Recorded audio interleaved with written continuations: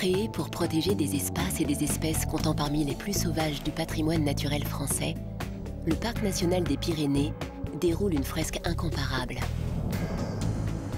Sa zone centrale englobe un territoire de 46 000 hectares répartis sur 2 départements, les Pyrénées-Atlantiques et les Hautes-Pyrénées.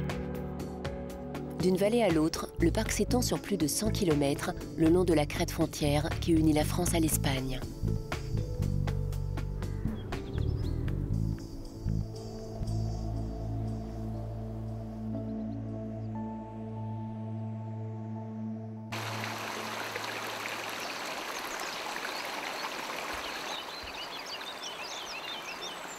Partir à la conquête des Pyrénées, c'est découvrir une terre contrastée où les forêts profondes côtoient les falaises glaciaires, où les pierriers craquelés par le soleil succèdent aux pâturages millénaires, où l'eau omniprésente fait scintiller le paysage de 1000 reflets.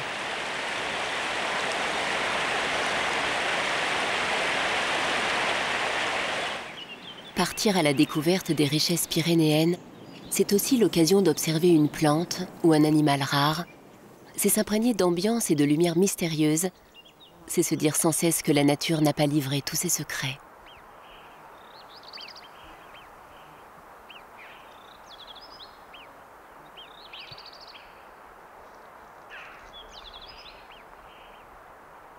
Au printemps, le grand théâtre de la nature se réveille, avec ses décors nuancés et ses acteurs en costume qui sonnent les 3 coups pour exprimer l'incroyable diversité des paysages, de la faune et de la flore pyrénéenne.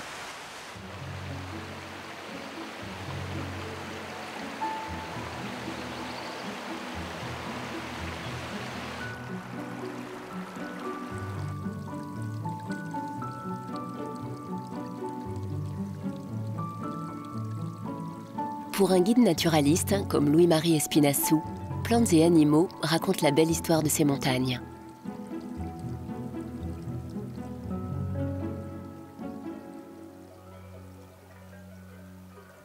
Hop, ça y est, le voilà le bestiau, la voilà la bête. Voilà la bête, voilà. Alors là, vous avez quelques millions d'années devant vous, puisque c'est une petite bête, bon, en famille des salamandres et des tritons, mais qui n'existe que dans les Pyrénées. C'est-à-dire, c'est une espèce qui s'est créée, qui s'est formée dans les Pyrénées, il y a plusieurs millions d'années, à l'ère tertiaire, et puis qui n'a jamais été imité autre part, qui n'est jamais allé autre part, le procte des Pyrénées.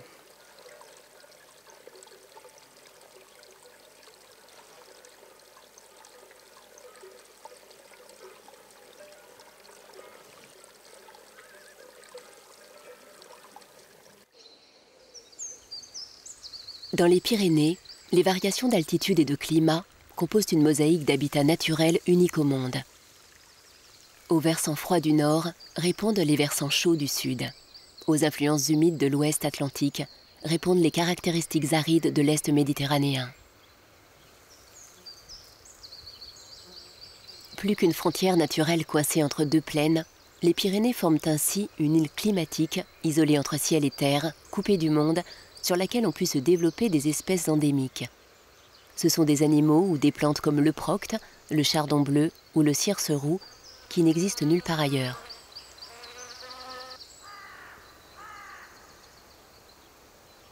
Parmi les représentants uniques de la faune pyrénéenne, il existe un animal emblématique, l'isard.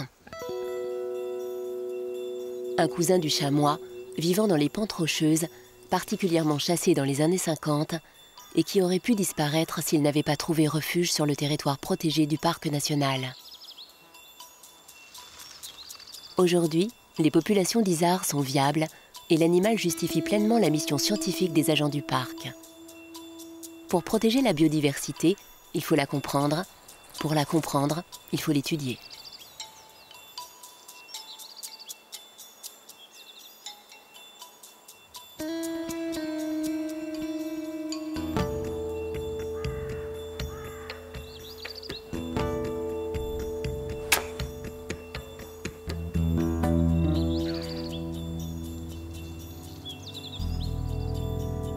Quand on étudie une espèce, on apprend beaucoup plus que sur l'espèce elle-même.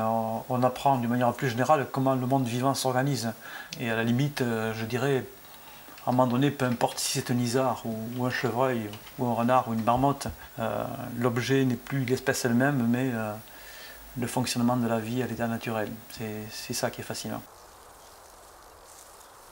Inventorier les populations animales et végétales, observer leurs interactions, analyser leur répartition géographique et leur évolution, les recherches scientifiques menées sur le terrain par les gardes du parc permettent d'identifier les habitats et les espèces à protéger.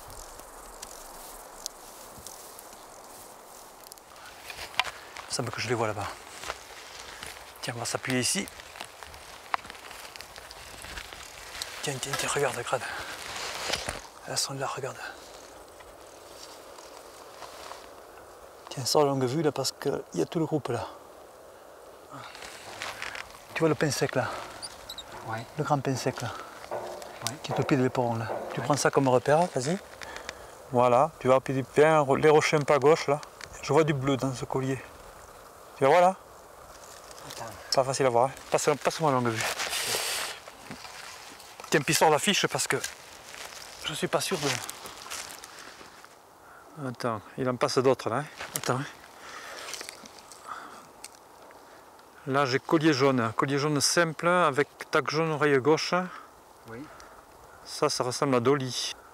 C'est la 174, regarde. Donc je note le carré. Tu peux le mettre sur le 141, je pense. Ouais. L'être humain, là aujourd'hui, il n'y a qu'une voie de sortie, quoi. Il faut qu'il apprenne à connaître son environnement pour essayer de cohabiter avec et de survivre en fait avec. S'il ne sait pas ce qui l'entoure, avec les moyens qu'il a, forcément il détruira. L'homme ne peut pas faire autrement que d'essayer de comprendre ce qui l'entoure. Il n'a pas d'autre possibilité.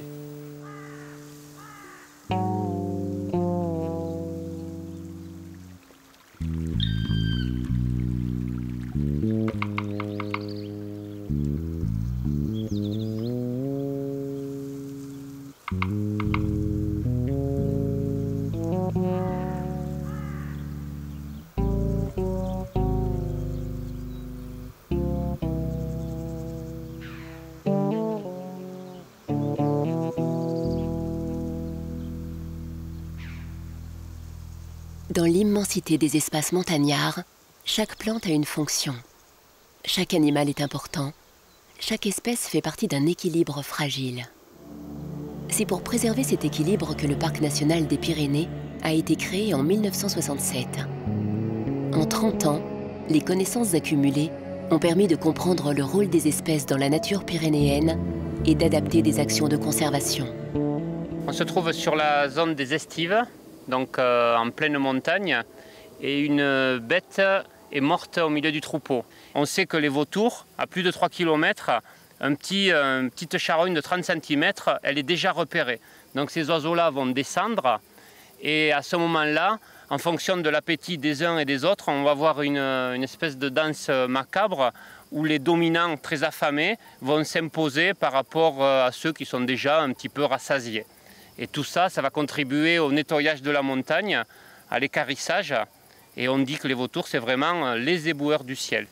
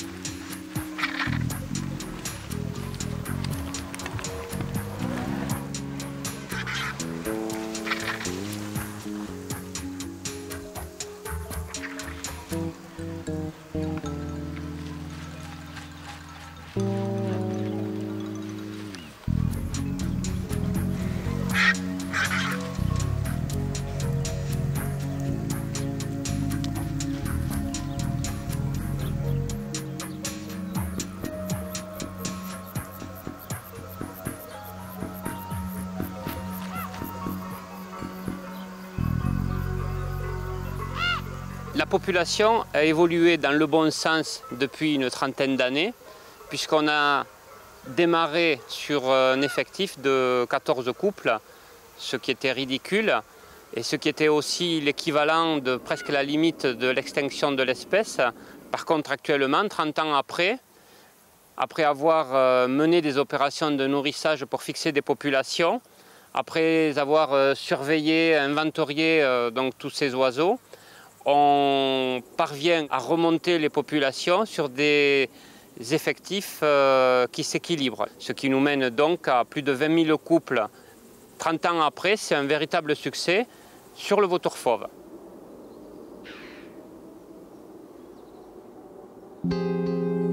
À quoi ressembleraient les Pyrénées si les isards ou les vautours avaient disparu? Que perdons-nous vraiment quand une espèce s'éteint?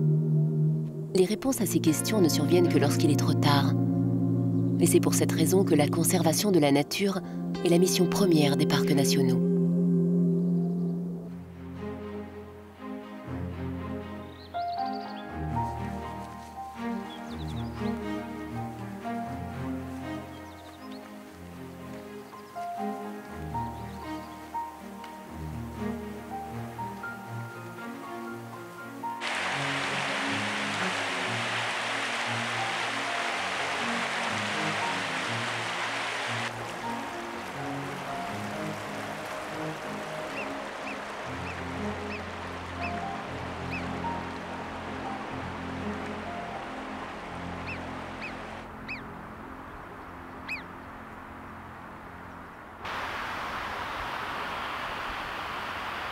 Oh là, c'est une marmotte. En ce moment, c'est agréable parce que il y a la sortie des jeunes. Avant-hier, j'ai passé une demi-heure avec une maman marmotte, une grosse maman marmotte avec ses deux petits marmotons. Et c'était très très sympa là.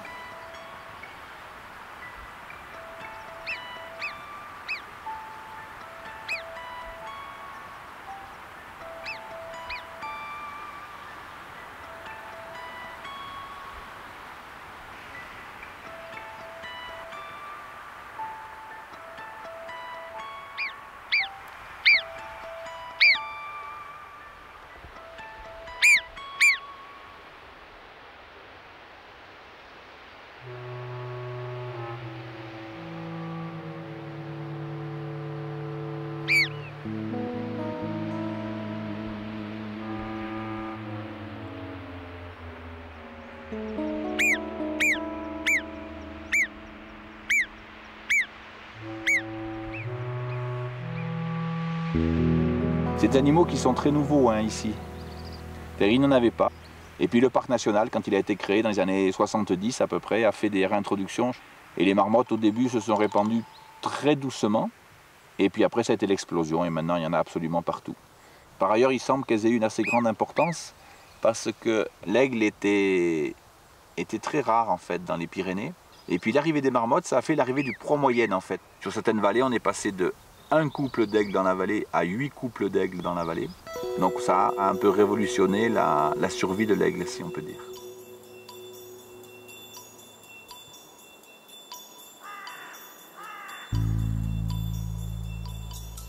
La montagne révèle ses richesses au fil des ascensions.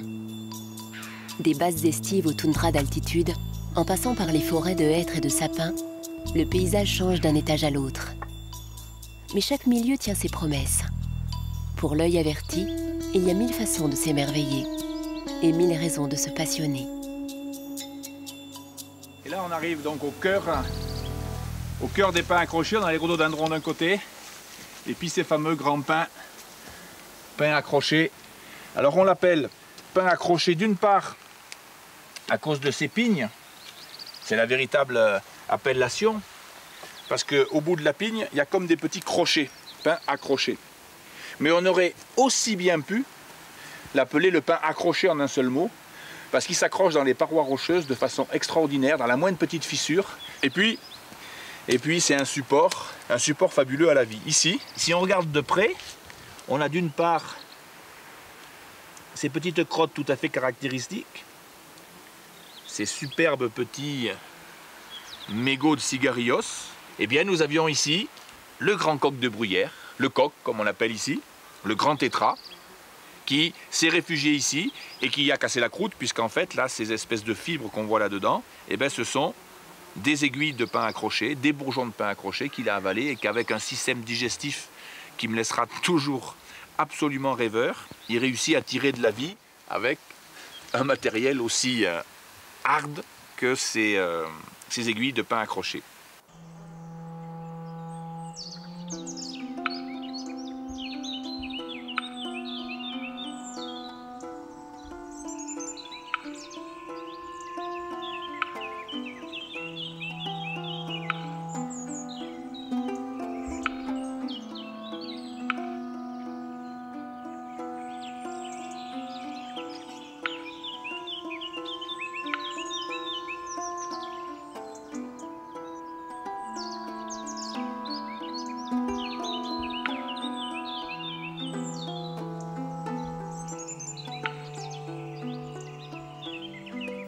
Dans le parc national, il y a beaucoup d'agents qui sont des passionnés avant tout. Hein, moi, c'est la photographie, mais ça colle très bien avec les missions du parc national. Hein. Là, on voit la montagne à toute saison, on voit des animaux que beaucoup de gens n'ont sans doute jamais l'occasion de voir.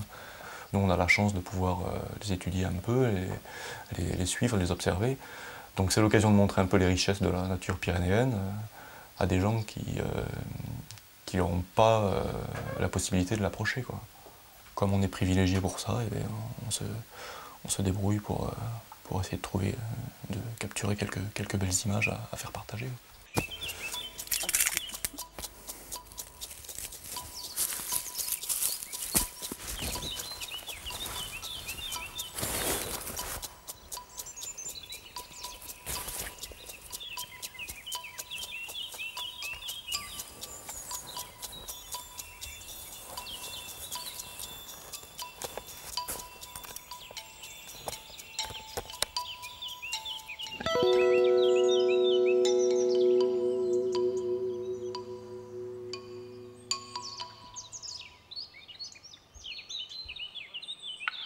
Le grand tétras est un oiseau rustique qui s'est installé dans les forêts de montagne après la dernière période glaciaire.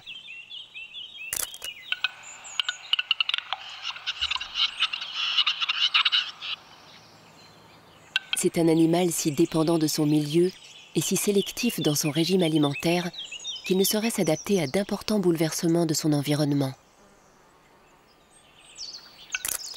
Aujourd'hui, cette espèce venue des temps anciens est menacée par les perturbations humaines sur les sites de reproduction et la réduction incessante de son habitat forestier.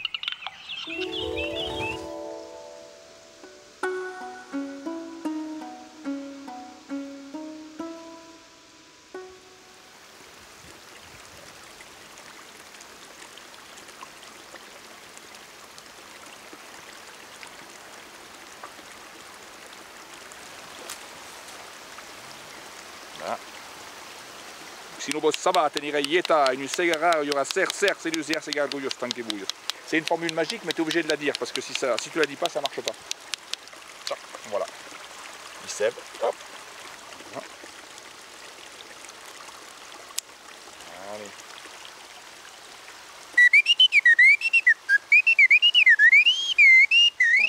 Partir à la conquête des richesses naturelles pyrénéennes, c'est marcher de rencontres animales en découverte végétale. C'est sentir le monde sauvage à portée de main. Plus on le découvre, plus le mystère s'épaissit. Car dans ce monde-là, il existe un symbole invisible, un mythe.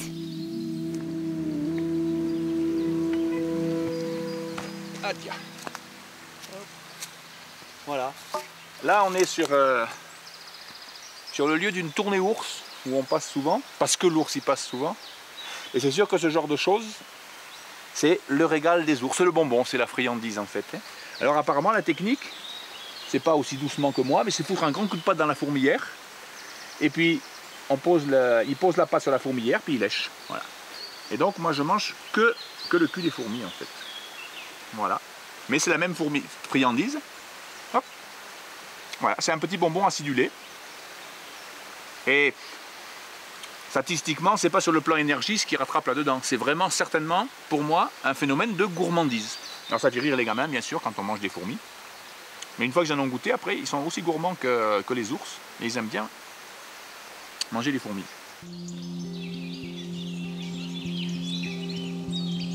Comme beaucoup de grands prédateurs, l'ours est à la fois admiré et craint. Les hommes l'ont aimé et respecté, autant qu'ils l'ont haï et persécuté. Le développement intensif de la chasse et la destruction des milieux naturels ont eu raison de cet omnivore, concurrent de l'homme. Si l'ours était encore présent dans les Vosges, le Jura ou dans les Alpes à l'aube du XVIIIe siècle, il n'existe plus aujourd'hui que dans les Pyrénées. Mais pour combien de temps? En 1900, une centaine d'ours peuplaient le massif. Dans les années 90, il n'était plus que 7. Trop rare pour assurer la survie de l'espèce. Alors là, le poil d'ours, il y en a un superbe ici, là. Voilà, là, je le retrouve, ça y est. Alors qu'il se reconnaît très très bien, quand on a un petit peu l'habitude. Il est très brillant, il est très légèrement ondulé. Et il se termine avec une petite pointe blanche. Voilà, il y en a un là, très joli. Et donc, dans un poil d'ours, s'il n'a pas trop plu, il reste la racine et il reste des cellules qui sont utilisables pour le typage génétique. Et comme ça, on arrivait à connaître à peu près nos ours, y compris nos ours d'origine pyrénéenne, bien qu'on avait un gros problème avec les camarades généticiens, c'est que nos ours étaient tellement consanguins que des fois, ils faisaient des erreurs.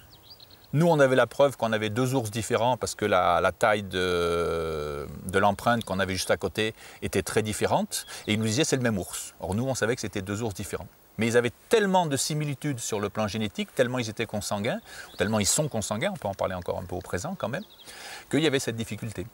Qu'ils n'ont pas apparemment avec les ours slovènes qui sont quand même une plus grande variabilité génétique. Des ours d'origine slovène ont été réintroduits dans les Pyrénées à partir de 1996. Du point de vue écologique, ces opérations furent autant de succès. La population issue des ours slovènes semble en mesure d'assurer la pérennisation de l'espèce. Pourtant, aujourd'hui, personne ne peut prédire l'avenir de l'ours. Parce que le symbole du patrimoine naturel pyrénéen est aussi au cœur d'enjeux culturels, socio-économiques et politiques.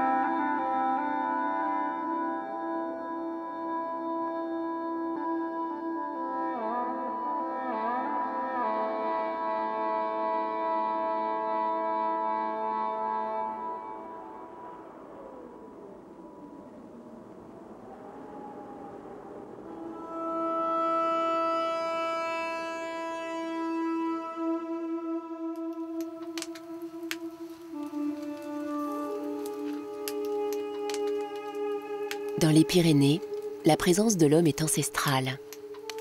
Au fil des millénaires, les générations successives ont marqué la montagne de leur empreinte, façonnant progressivement les paysages que l'on connaît aujourd'hui et tissant une relation étroite avec la nature.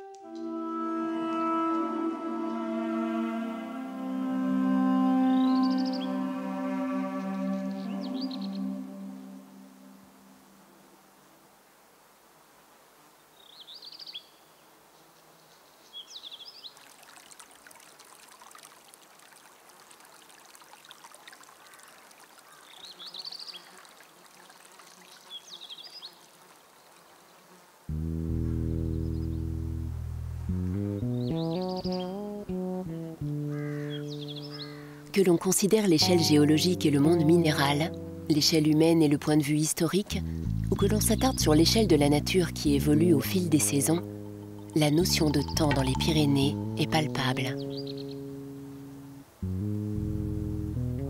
Si on regarde là, ce petit caillou, on s'aperçoit que si on prend ce caillou, il est plein de lichen très large. On le soulève, on l'enlève, il n'y a pas de lichen. En dessous, il n'y a pas de lichen. Ça veut dire que posé là, ici, tout simplement, ben ce petit caillou, il n'a pas bougé depuis peut-être une centaine d'années.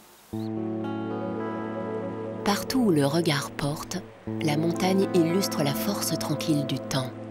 Celui qui passe, immuable. À la douceur du printemps succède déjà la chaleur de l'été. Après la saison de la biodiversité, c'est le temps des bergers. Là, on se trouve à Lasqueb. Lasqueb, dans quelque chose qui est assez extraordinaire, qui est un cercle de pierre. La seule petite nuance, c'est qu'il a 2500 ans ou 3000 ans. On ne sait toujours pas à quoi servaient ces cercles. Ce dont on est certain, c'est qu'il y a au moins 2500 ans, c'est les premiers bergers qui montaient l'été ici, qui ont défriché la forêt et qui ont fait ces cercles de pierre. Et là où ça devient extraordinaire, on a ici le cercle de pierre, donc des bergers d'il y a 3000 ans. On a le nom Lasqueb, qui correspondent aux kebs qui sont là-bas, qui sont des abris sous roche, donc qui ont été utilisés il y a 1000, 2000 ans, ou 100 ans, ou 50 ans par les bergers. Et on a la cabane de berger de maintenant, avec le solaire, avec la voiture devant la cabane, ce qui n'empêche que les bergers de maintenant sont à peu près les mêmes, faisant les mêmes gestes avec le même bétail que depuis 3000 ans. Le paysage tel qu'il est, c'est le paysage modelé par le pastoralisme, c'est sûr. Il y a les glaciers qui ont fait un bon travail, après il y a les forêts qui se sont installées, et après c'est le travail du bétail des bergers, la hache et le feu, qui ont fait tout le travail pour avoir un paysage comme ça. Sur les 12 estives qui habillent les flancs de montagne, les activités pastorales garantissent l'entretien des prairies. Là où les troupeaux pâturent, là où les bergers fauchent, la montagne est riche. Là où le pastoralisme décline, les milieux fleuris deviennent de vastes friches et le paysage se ferme sur lui-même. Malheureusement, le déclin du pastoralisme est une réalité dans les Pyrénées. Parce que le travail est dur, parce que la pression foncière augmente, il y a de moins en moins de bergers. Une déprise agricole qui contribue à la banalisation des milieux et à l'appauvrissement des richesses naturelles. Pour répondre à la situation, le Parc national des Pyrénées s'implique dans le maintien des activités humaines. La conservation du patrimoine naturel passe aussi par la préservation du patrimoine culturel.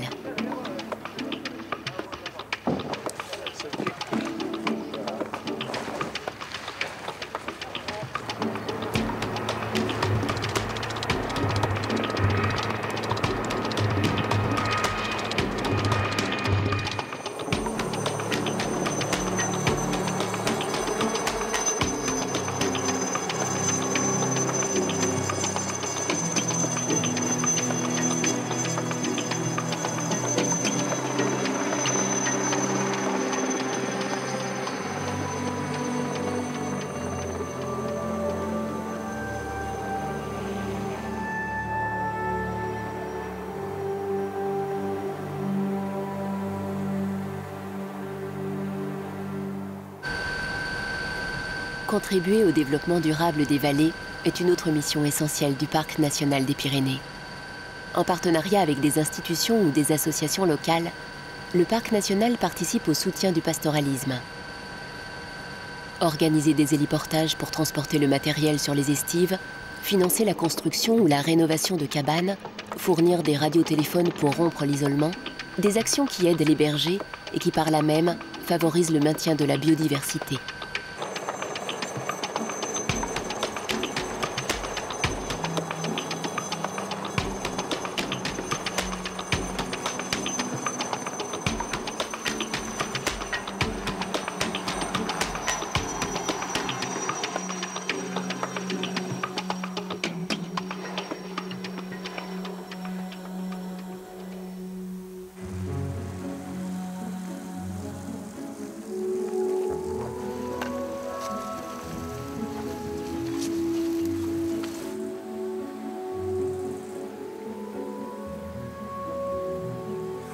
Mon père me disait qu'il m'avait amené à l'âge de 3 ans à la montagne. J'étais avec mes parents jusqu'à l'âge de 13 ans. Et puis la 14e année, il m'a dit voilà, on ne peut pas y aller tous ensemble, moi il faut que je reste en bas. Et donc je suis parti en montagne avec des aides qui étaient encore plus jeunes que moi. Donc vous imaginez un peu l'équipe. Ça va peut-être surprendre, mais je veux dire une chose qui est réelle. Je crois qu'il n'y a pas beaucoup de journées où je n'ai pas pleuré cette année-là. Parce que c'était hyper difficile. Mais il ne faut pas se tromper. Faut pas, le cliché du berger dans une belle nature avec son beau troupeau, il existe, il y est, mais c'est une infime partie d'une dure réalité. Le brouillard, la pluie, la neige. Traire les brebis par tous les temps pour fabriquer du fromage comme unique source de revenus. Et puis la solitude aussi. La vie de berger est une somme de contraintes qui nécessite beaucoup de détermination.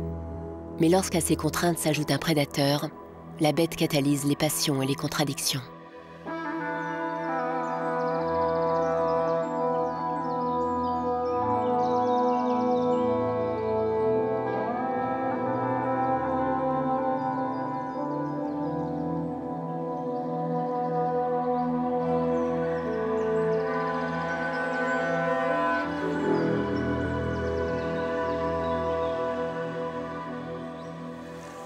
Ce que je peux dire, c'est que quand on est dans une montagne ou dans une estive où il y a de la présence de l'ours régulière, comme celle-ci, on ne vit pas de la même manière que là où il n'y est pas. Pour moi, l'ours est un homme raté. C'est une bestiole hyper intelligente. C'est pour ça que quelque part, je la respecte. Une bête, elle est incroyable. Et donc, elle est dure à vivre avec nous. Malgré qu'elle soit à 80%, je crois, herbivore, au moins. Oui, mais il reste les 20%. Il reste les 20% où elle a envie de manger de la viande. Alors, malheureusement, moi, je vous dis, j'ai des enfants, je serais heureux demain de pouvoir faire en sorte qu'ils vivent dans un pays où les parents ont quand même sauvé les ours. Je vous le dis. Pourtant, j'ai un troupeau de brebis, j'ai pas envie qu'ils soient mangés par l'ours. Même les bergers qui sont contre les ours, qu'est-ce qu'ils sont contents de montrer une trace d'ours fraîche Tout à fait. à leurs enfants ou aux voisins. Mon père... On est dans cette espèce oui, de contradiction, on peut le dire. Hein. Paradoxe. De paradoxe. Je t'aime moi non plus.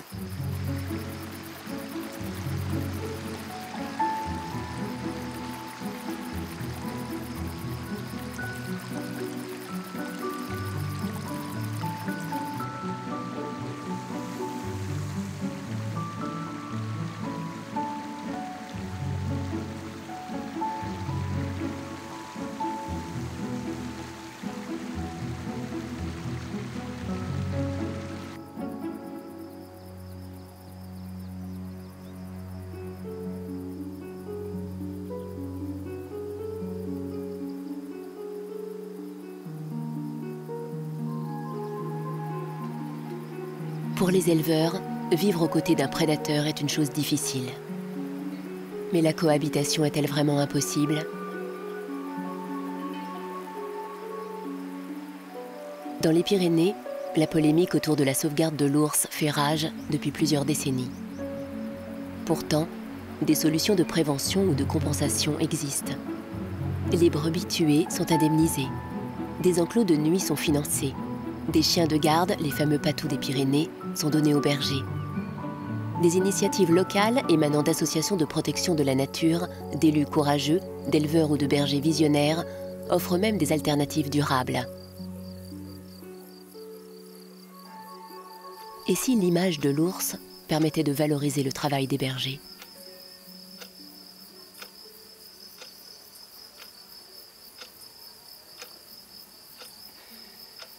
Il y a toujours eu des ours, bon, ça serait dommage que la bêtise des hommes fasse une disparition de plus, quoi. C'est pas, alors que ça coûte pas énormément de garder 10 ours de plus. Je pense qu'il y a beaucoup plus de contraintes, que les gens acceptent beaucoup plus de contraintes extérieures d'un autre niveau, sans qu'ils trouvent à redire. Alors que là, parce que c'est un animal sauvage, parce que c'est ceci, parce que c'est cela.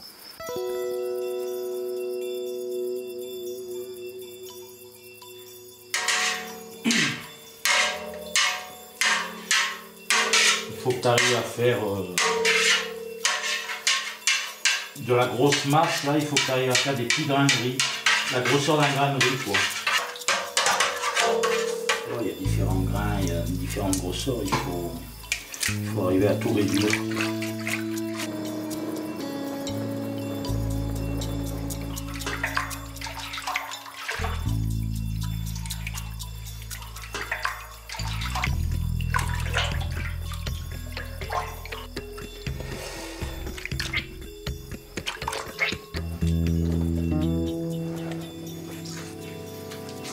C'est cool.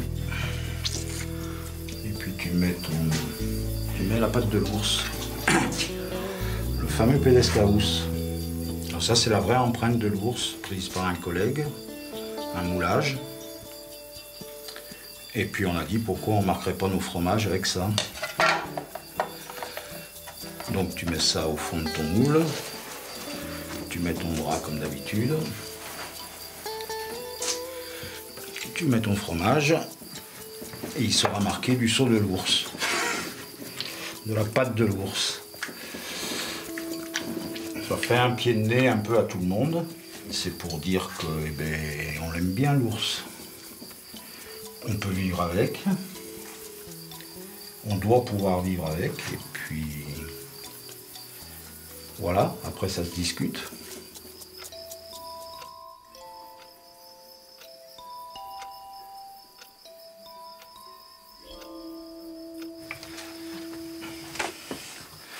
Ça c'est un fromage, c'est le fromage d'hier.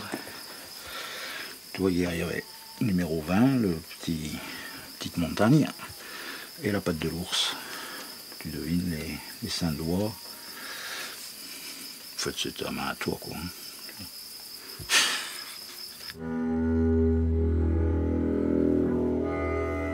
La France saura-t-elle conserver ses derniers ours sauvages tout en soutenant les bergers pyrénéens? L'enjeu est double. L'ours est une espèce dite parapluie qui, au-delà de sa conservation, permet de préserver les milieux et de protéger les autres espèces.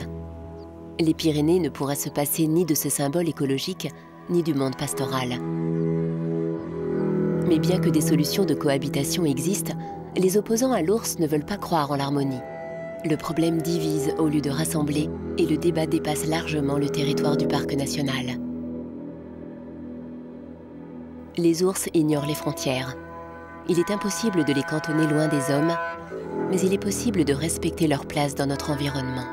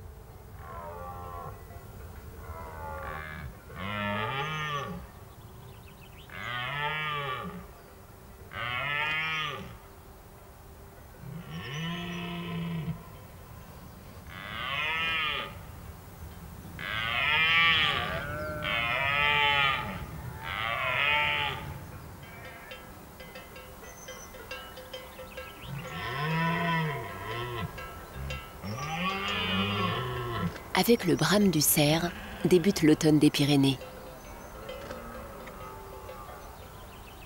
Pendant 2 semaines, l'étrange appel des mâles va retentir dans la montagne.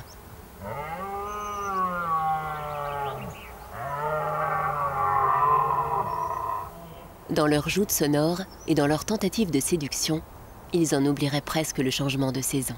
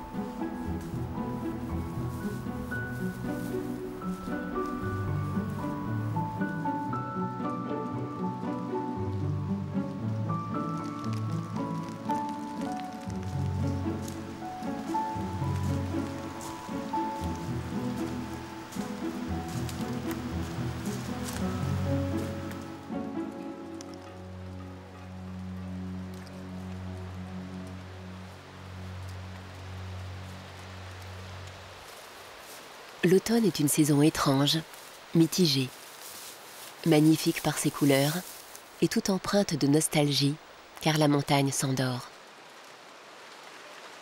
Progressivement, les troupeaux redescendent vers le fond des vallées. Bientôt, des oiseaux migrateurs survoleront les sommets et s'envoleront vers des contrées plus chaudes. Mais pour les gardes du parc national, le travail se poursuit toute l'année. Étudier la nature pour mieux la protéger et contribuer au développement durable des vallées sont deux missions essentielles. Sensibiliser les gens petits et grands à la conservation du patrimoine naturel est un autre objectif.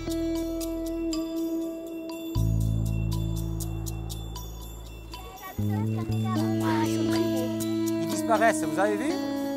Allez, ça y est, c'est parti. Ils sont là, regardez, ils sont plus hauts, ceux-là. Ah ben, ils sont en migration, là. Hein. Ce soir, ils seront peut-être déjà en Espagne. Donc, ils prennent l'ascendance, ils sont en train de tourner. L'air chaud les fait monter. Ça y est, les 2, 3, et il y en a d'autres derrière. Regardez bien. Quelles sont les difficultés pour franchir? Romain. Le vent, le temps. Le vent. Les lignes électriques à haute tension. Donc le vent, la pluie, la neige. Vous avez vu, les sommets sont enneigés.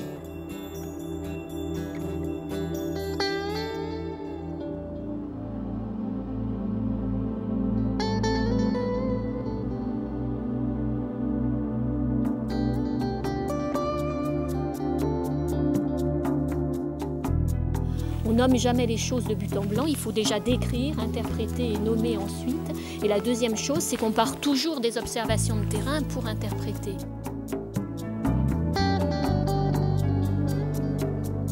Donc on a une grande diversité de roches, en fait, sur très peu de distance. Il suffit de faire quelques kilomètres à vol d'oiseau pour avoir une diversité de roches, passer de roches granitiques à des schistes, à des pélites, et puis après à des calcaires très rapidement, ou à des choses qui n'ont pas été transformées du tout.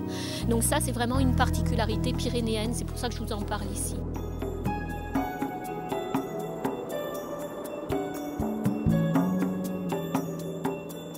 Et puis à 60 millions d'années, qu'est-ce qui se passe?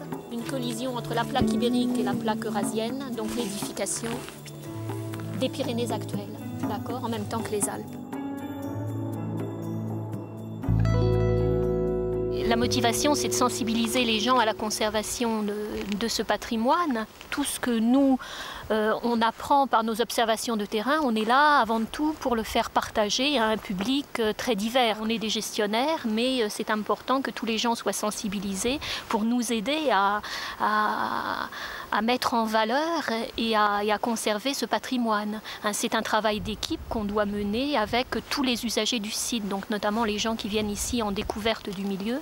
Ils doivent, à leur manière, participer à nos objectifs de conservation.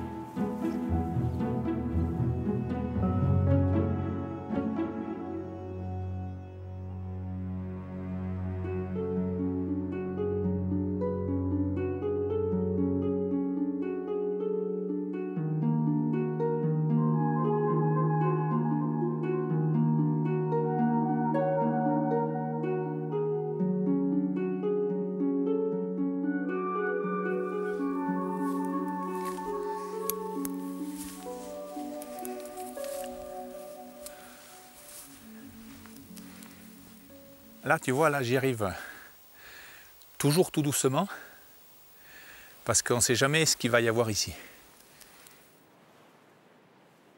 C'est mon petit paradis un petit peu. Ça, c'est pas un paysage, c'est 6, 7 paysages, 7 montagnes différentes et 7 petits paradis ici. Tu auras le printemps avec l'eau, l'herbe, les oursons ici, là. Et après l'été, la canicule. Tu as le bruit qui va monter parce que tu as les bêtes avec les cloches qui vont arriver d'en bas. Et puis petit à petit, tu auras les brebis, les vaches, les sonnailles qui seront partout sur le grand vert. Là, en ce moment, on est dans les lumières d'automne, on est dans les cuivres et les ors. Et puis c'est rouge, c'est jaune, c'est brun. Après, tu auras le deuxième automne, un automne plus gris, plus terne, effectivement. Les premières neiges, elles auront commencé à noircir, à être un peu dures. Puis tu as le grand hiver avec les grands draps blancs, quand tu auras tout ça qui sera tout blanc, tout blanc, tout blanc, avec juste 3 pistes d'isard et une piste de renard qui se croisent au milieu. C'est un petit condensé de toutes mes Pyrénées, finalement. Mais voilà, j'ai tout ici.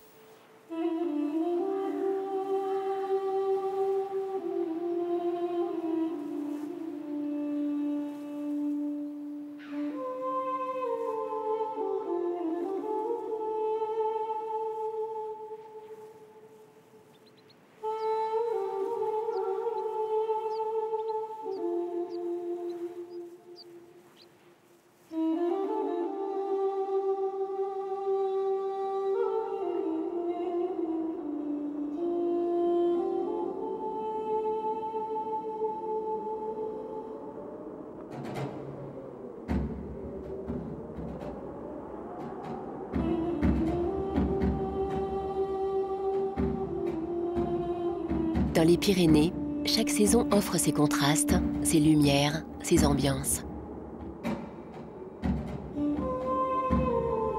Comme la faune et la flore qu'il recèle, chaque paysage est unique.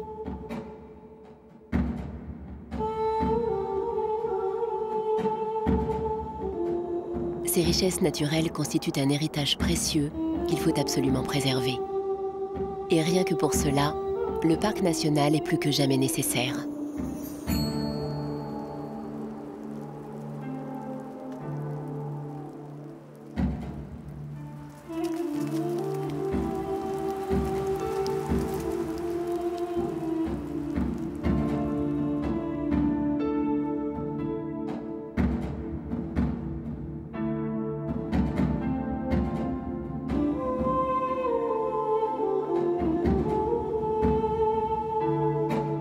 Avec le rideau de l'hiver, s'achève le dernier acte d'une pièce ancestrale dans laquelle l'homme dialogue avec la nature.